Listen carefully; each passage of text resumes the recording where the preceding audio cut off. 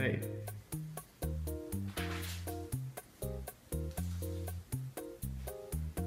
Hej, jeg så til det. Nå, skal vi høre. Nyttevirkning. Nyttevirkning, det er forholdet mellem E tilført og E nytte. Nyttevirkningens formel, det er E nytte delt med E tilført. Kinetisk energi er bevægelsesenergi. Det vil sige, at hvis man kender et legemes fart og vægt, kan man finde ud af denne energi. Formlen for kinetisk energi er en halv gange m gange v i anden, hvor m er massen og v er farten. Potentiel energi er opladet energi. Hvis nu vi holder bogen her, så har den højeste opladet energi eller potentiel energi heroppe. Man finder E-pot eller potentiel energi ved at sige massen, det er jo så at sige vægten af bogen, gange højden, det vil så at sige hvor høj bogen er oppe i forhold til jorden, eller i forhold til det punkt, den rammer, gange tyngdeaccelerationen. Ja.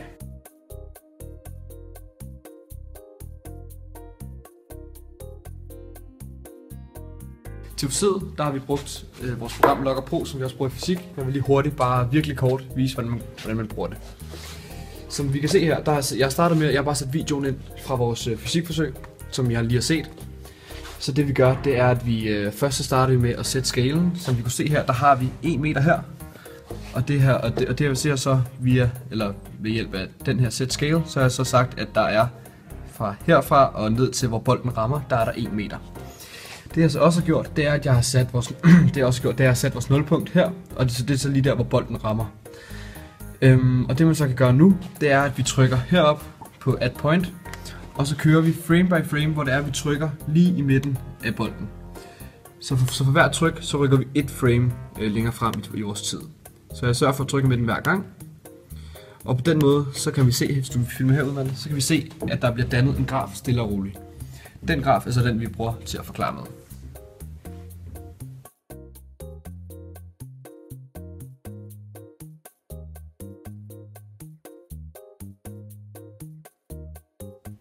Okay, som sagt før, så kender vi E-pot. E-pot, det er det samme som massen gange tyngdeacceleration gange højden. Det er simpelthen formlen for E-pot. Massen i vores tilfælde, det er massen af basketbolden, hvilket er 0,51 kg. E, altså tyngdeaccelerationen, den er 9,82. Og vi ved, at højden, det var den, vi tabte basketbolden fra, den er 1 meter. Så siger vi, så kan vi så begynde at sætte de her ting ind i vores formel. Det vil sige, at vi får 0,51 på M's plads, vi får 9,82 på G's plads, og vi får 1 på H's plads. Når vi så regner det ud, lægger det sammen, eller ganger det ud, så får vi 5,0082, hvilket er svarende til 5 joule. E-kin er fundet ved en halv gange m gange v i anden, hvor m er massen og v i anden er en kvadreret fart. Og ved vores teori den siger, at E-kin er lige med E-pot, så kan vi regne E-kin ud, uden at vide selve farten af basketbolden. Så vi siger, at E-kin er lige med en halv gange massen af basketbolden, som er 0,15 kg, gange v i anden er lige med 5. Når vi sætter det her ind i WordMath, så får vi svaret, at v er 4,42, og v i anden vil derfor så være 19,6. Skal jeg sige mere? Nyttevirkning er defineret som E nyttig divideret med E totalt. Og det kommer vi tilbage til lidt senere. Den første potentielle energi vi fik var 5 joule, og det er altså før vi taber bolden ned på jorden fra 1 meters højde. Den anden potentielle energi vi fik, det blev 3,6 joule, og det er altså hvor at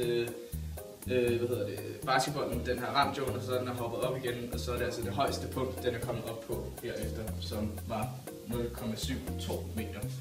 Og grunden til, at de to potentielle energier de er forskellige, det er på grund af, at den ikke hopper op til 1 meter igen, det er fordi, at noget af den her energi er gået tabt i form af termisk energi, når bolden ramte jorden.